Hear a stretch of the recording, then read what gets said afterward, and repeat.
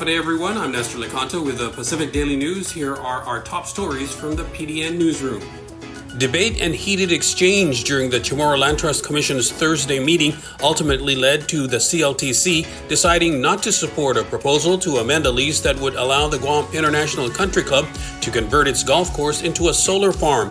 The golf course sits on Chamorro Land Trust property in Dededo. The Commission's decision to withdraw the earlier support for a lease amendment came amid concerns over multiple lease violations, including unauthorized use of the land for a solar farm and environmental non-compliance. Senator Joe San Augustine's Bill 179-37 seeks to authorize the CLTC to amend the lease with the golf course operators, permitting them to transform the municipal golf course into a solar farm.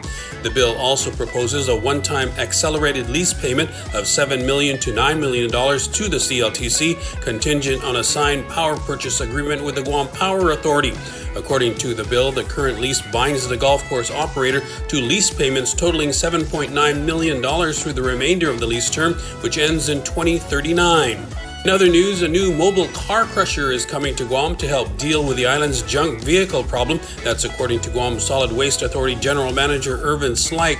The new crusher is expected to arrive around February or March of 2025, Slyke told the GSWA board Thursday. It will first be put to use in Dededo, where abandoned vehicles sit above Guam's primary water source, the northern aquifer, he said. With one fell crush, the new device will be able to compact vehicles and collect all of its fluids to prevent contamination, Slyke said. After Dededo, the mobile crusher can be put to use compacting cars around the island. Gov Guam spent $780,000 paying vendors to dispose of 1,377 junk vehicles in fiscal 2024 alone, the Pacific Daily News reported last month.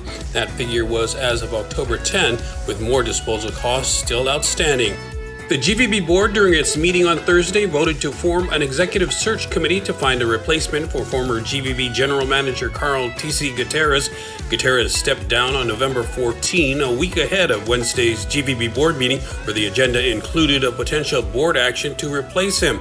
Gutierrez had been at odds with the GVB board on a variety of issues during his tenure, most recently in what would be his last appearance before the board as general manager on November 7th. He scolded GVB board chairman George Chu over a tourism recovery plan proposed by a local tourism industry group. In other action, the board also proposed to increase by up to $8 million its Korean marketing budget for an airline incentive package. The board is also deferring actions on a proposed $7.6 million marketing deal with English Premier League soccer club, the Tottenham Spurs. GVB has been looking for ways to boost arrivals and increase the island's share of the Korean, Japanese, and other visitor markets, as Guam's tourism recovery from the pandemic has been among the slowest in the world. In other news, Senator-elect Gumataotao will go on to the 38th Guam legislature, and incumbent Senator Roy Kinata will not return after his freshman term. That was confirmed after the Guam Election Commission's roughly 7-hour recount that started Wednesday night and wrapped up early Thursday morning. The GEC certified the results of the election a little after 1 a.m. on Thursday, with Gumataotao in 15th place in the legislative race and Kinata just behind in 16th. Gumataotao won by 280 votes after provisional and absentee ballots were added to the tally. He received 11,526 votes to Kinata's 11,246, according to GEC Executive Director Maria Pangilinan.